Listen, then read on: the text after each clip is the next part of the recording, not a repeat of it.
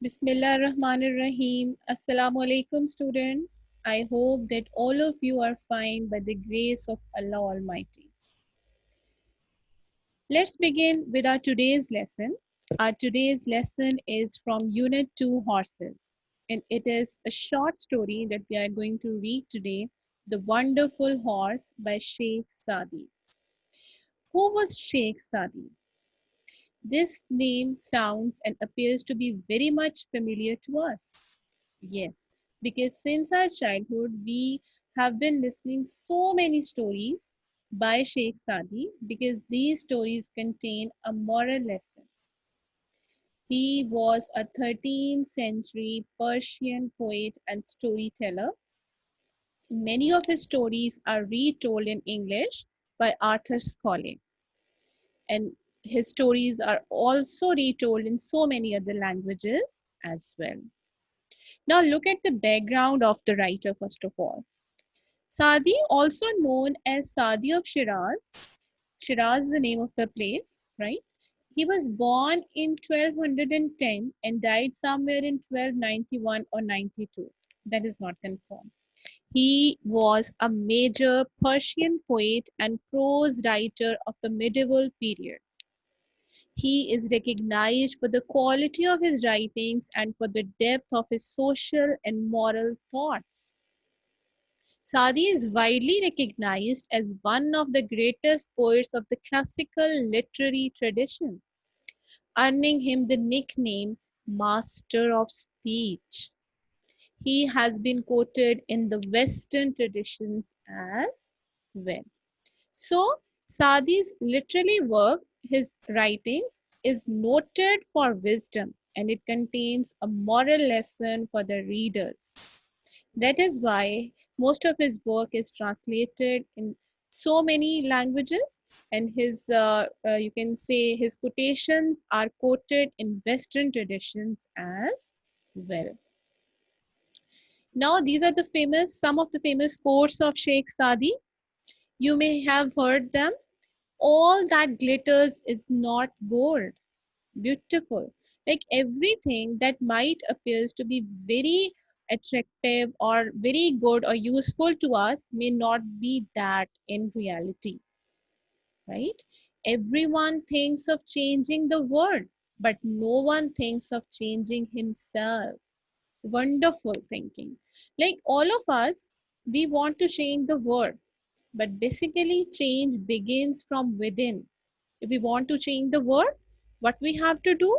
Yes, first of all, we have to change ourselves. Then we can change the world. Have patience. All things are difficult before they become easy. So, this we must keep in mind all the time when we are facing difficulties in the task we are assigned. Like, have patience. All things are difficult. Like, when we start doing something, it appears to be difficult in the beginning, but when we start doing that, it becomes easy. So, beautiful writings.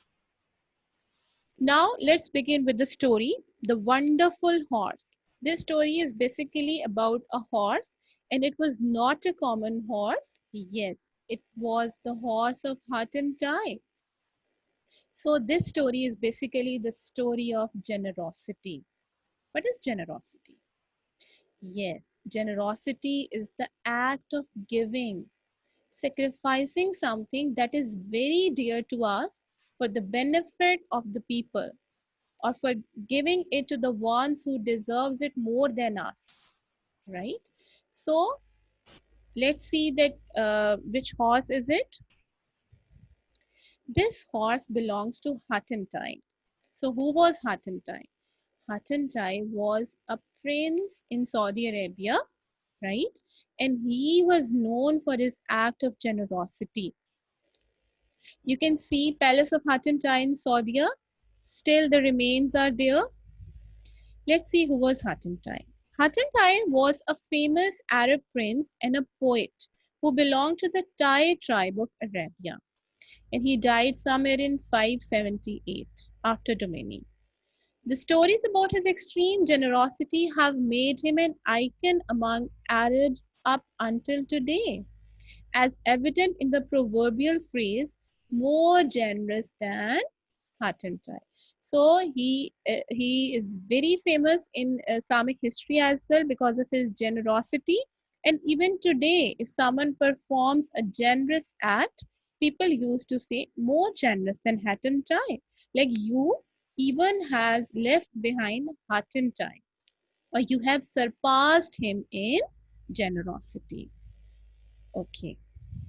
So now let's begin with the story. You know that it is written by a very, you can say, wise writer, Sadi, right? And it must contain a moral lesson. Plus, it is about Hatan Tai, who was known for his generosity. So at the side of the slide, I have also written the vocabulary words. You can note down the meanings from here as well. The wonderful horse. Tell me about this famous horse of Hatim Tai's, ordered the Sultan. He was tired of overhearing whispers and rumors and of having his own horses compared unfavorably with this renowned steed of the Arabian chieftain. The Sultan's courtiers were only too eager to satisfy him. So, in the very beginning, like the story begins with a dialogue of a sultan. What he says, tell me about this famous horse of Hatan. So, he's asking his courtiers. Courtiers are the royal companions.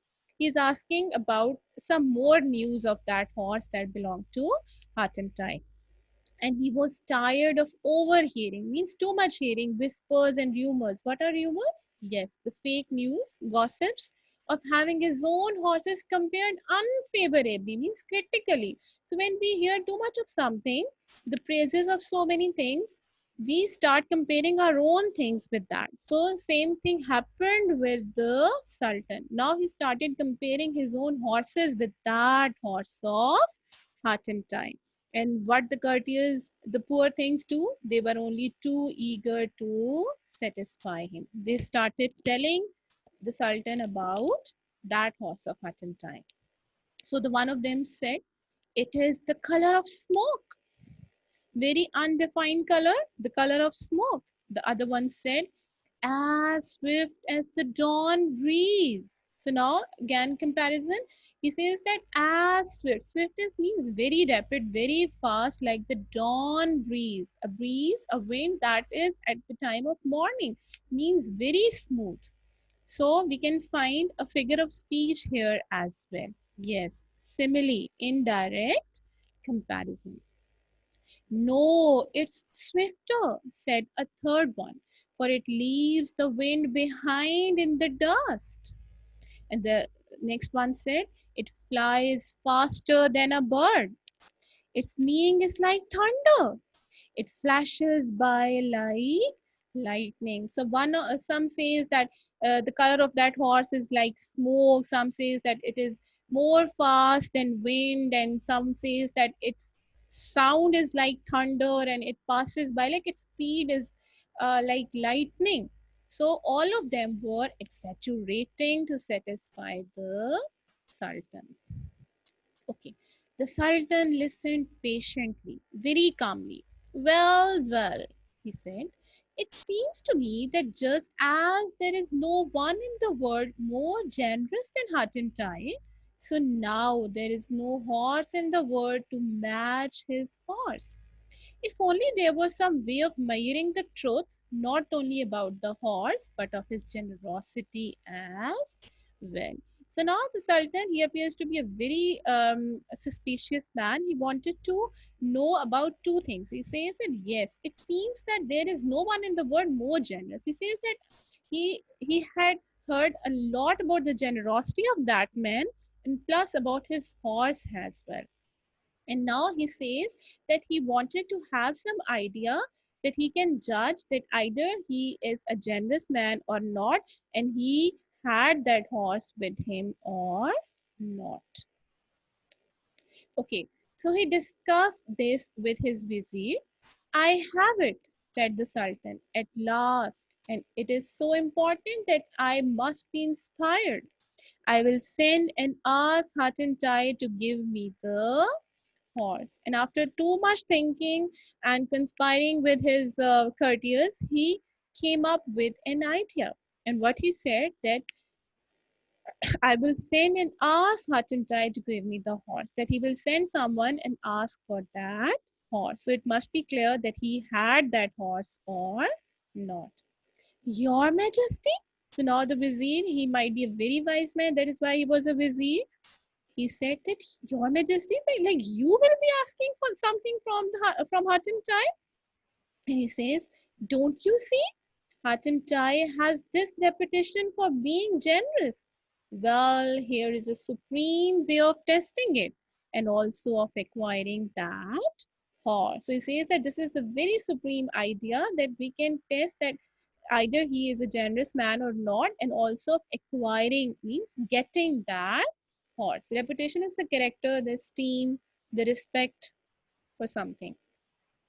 But if he refuses, where is his famous generosity? I shall have shown the world that his reputation is as the noise of an empty drum. Well, what do you think? So now he says that yes, if he is going to refuse, then what about his generosity? And it will also be proved that he does not have that wonderful horse. So he says that he will prove to the world that his reputation is a fake one, like the noise of an empty drum, a fake praise. An excellent scheme, Your Majesty. So now the vizier, he said that yes, you have an excellent scheme. Of course it is. And who but yourself is equipped with skill and tact to carry it out. Take 10 men and set off immediately. So now he ordered his vizier, and he says that yes, you are equipped, means you are provided, you are having skill and tact to carry out this plan, and take 10 men and set off. Set off is a phrasal verb. It means to start off the journey. Immediately means at once. Away went the vizier with the royal messengers. The land was dry when they set out, but soon the clouds came and the heavy rain refreshed the ground, turning it to mud. Soon many parts of the land were flooded. When at last the wet and weary travelers arrived, Hatim Tai himself came out to bid them welcome. So now when the vizier and all the royal messengers, they started their journey, it was quite dry at that time, but soon the heavy rain started and everywhere there was water. And when the wet and weary means very tired travelers, they arrived, Hatim Tai himself came out to say them, to bid them welcome. They were shown to prepared rooms, given fresh clothes, and invited to a feast. What is a feast? It is a dinner party. So they were like welcomed very well, and they were provided all the things. All were astonished at the splendor of the meal. Splendor is the magnificent meal they were provided, they were given, and they were astonished, they were shocked. The roast meat was succulent. There were rich sweet dishes to follow. The cups were of gold. So now, up till here, it was proved that yes, Hatim Tai was a generous man, because though he did not know like who they are, but still he provided them with everything best he had at that time. And they were having a succulent meat of a roast meat of some animal, and succulent means very juicy, very soft, pulpy sort of meats they were given, and sweet dishes, and the crockery, it was perfect. And then, and now, said Hatim Tai, when all were satisfied, what can I do for the Sultan? So now he says that, yes, tell me, what can I do for your Sultan who sent you here? Delicately. Delicately means very gracefully and softly. The vizier began to reveal. Reveal means to open the purpose of his mission. To reveal, to tell the purpose of his mission, that why they have come. But as he continued, he saw a look of sadness cross Hatim Tai's face. And when he spoke of the Sultan's request, Hatim Tai cried out in distress. Distress means in pain. So when they start, or when Vizir he started telling the purpose of his arrival, he found the impression or expressions of sadness on the face of Hatim Tai. And finally, when he talked about that horse, that why they have come, yes, they came to take that horse. Hatim Tai, he could not help but cried out in pain. Oh, my friend, why didn't you tell me this before? When you all arrived, I was at a loss, for the floods have made it impossible at the moment to reach my flocks and herds. One animal only was at my gates, the famed horse of which you spoke. I killed it and had it roasted. I could not let you go to bed hungry, even if I never find another steed like this one. So now, very pathetic. What happened that he told that when all of you came, there was flood everywhere, and it was not possible for him to reach his flocks and herds to entertain or to show the best hospitality to his guests. And what he did? Yes, he killed that one animal present at his gates, and that was that famed horse, in order to satisfy the hunger of his guests. And several days later, the envoys returned to the Sultan bearing gifts of gold, rich robes, and horses. When he heard their story, even he could not help but applaud the generosity of Hatantai. So, after so many days, when the envoys are the messengers, the royal messengers, when they returned, they came back to their land, having containing like so many gifts given to them by Hatantai, like rich robes. Robes are the belts and the horses. And when they told the whole story to the Sultan, what happened that he could not help, that he could not say anything else but applaud. He praised a lot uh, Hatem Tai because of his generosity. Like he killed that horse which was matchless to satisfy his guests or the travelers. So this is the end of the story. So it means that whatever we have at the time when someone comes, we need to entertain our guests in order to provide them the best we have at that time. And if someone is going to be satisfied, that is the best gift for us. So this is the end of the story. Now the assignment that will be given to you is 5 question answers, and you have to write like you did comprehension work already of Sun Swallow. The same way you will be writing answers, 4 to 5 lines each, and you will use synonyms and past tense for them. So these 5 questions you have to attempt. Thank you so much for your patient hearing. Take care of yourselves. Allah Hafiz.